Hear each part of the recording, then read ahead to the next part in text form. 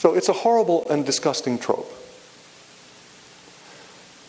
Here's how, in regard to the blood libel trope, the new anti-Semitism works. The new anti-Semitism, I want to suggest, is a rhetorical shell game. It's a kind of fraud.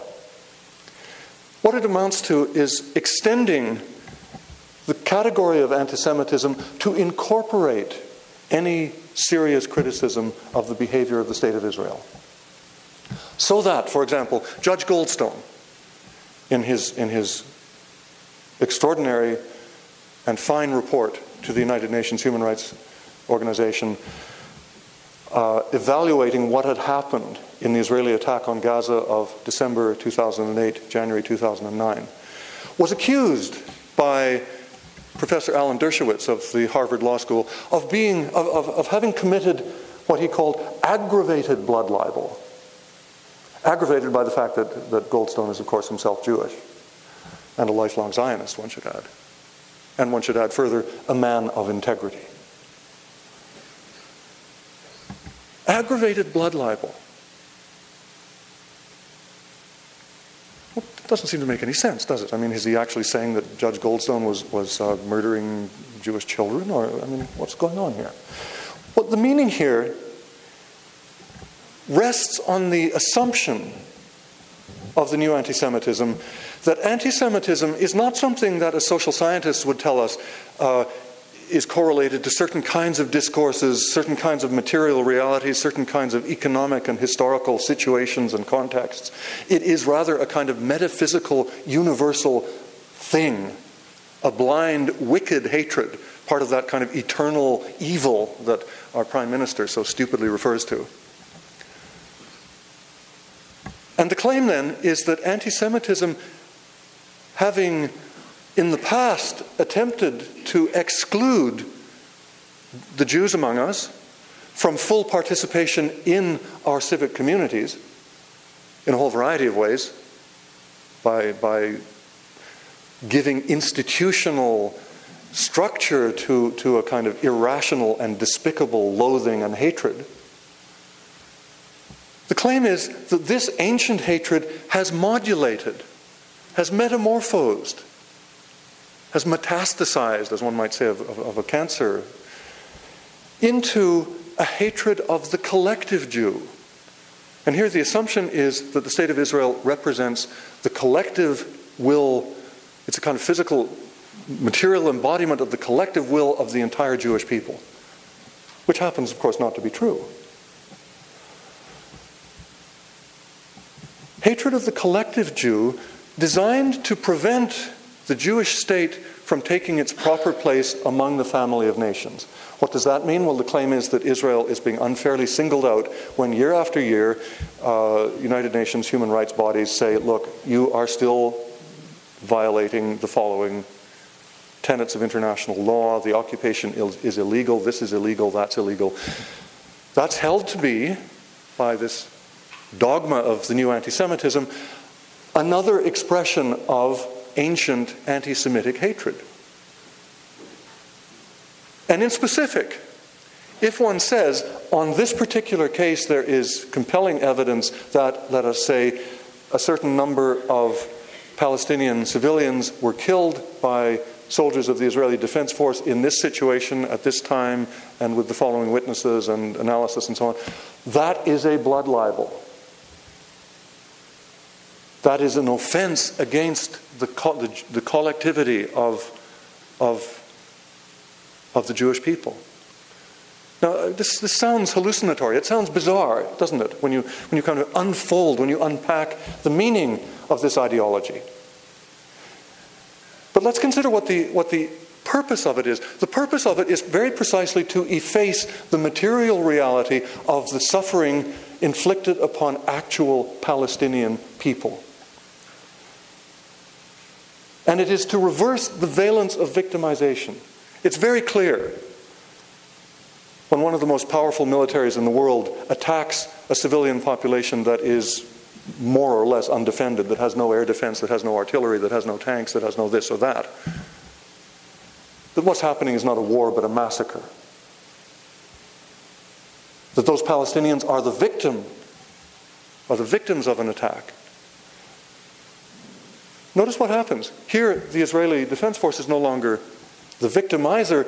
It is the victim of a blood libel launched by Judge Goldstone, by many others, against the collectivity of the Jewish people, who thereby become the victims. That's why I call it a kind of rhetorical shell game. We shift things around, and the key issue here is made to disappear. The subject is changed. The people who are required to answer to serious questions are no longer the generals and the Air Force officers and the artillery officers and the soldiers, or the politicians who sent them into action. No. It's those anti-Semites who have leveled this blood libel against the most moral army in the world. Now, related to this doctrine of the new anti-Semitism is a concept known by, it's advanced perhaps most seriously by Professor Cotler, former Minister of Justice of this country. Professor Cotler, by the way, his fingerprints are all over the CPCCA. In the introduction to this book, I track his activities in this regard back to 2002. He's been working on this project for quite a long time.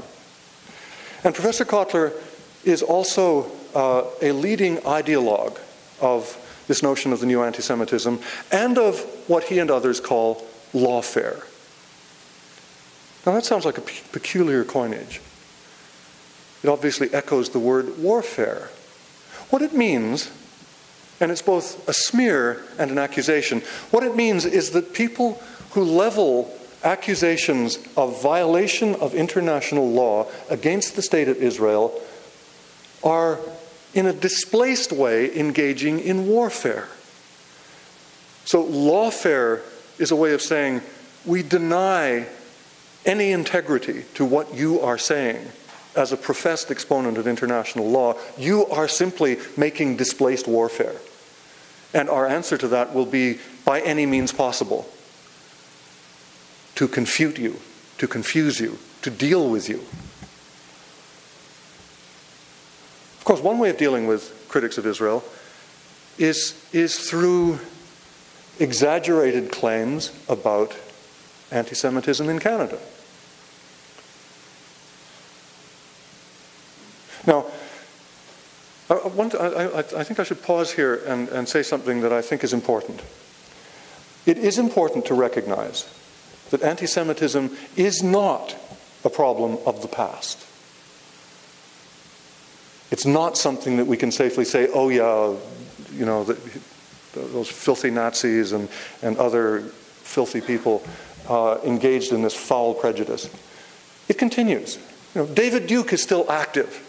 Remember David Duke? He's the guy who nearly became the governor of Louisiana after having been Grand Dragon, or whatever they call themselves, of the Ku Klux Klan. He's still active. He's grown a beard. He wears a tweed jacket. He makes quite eloquent statements about Israel's violations of international law and crimes against humanity and so on.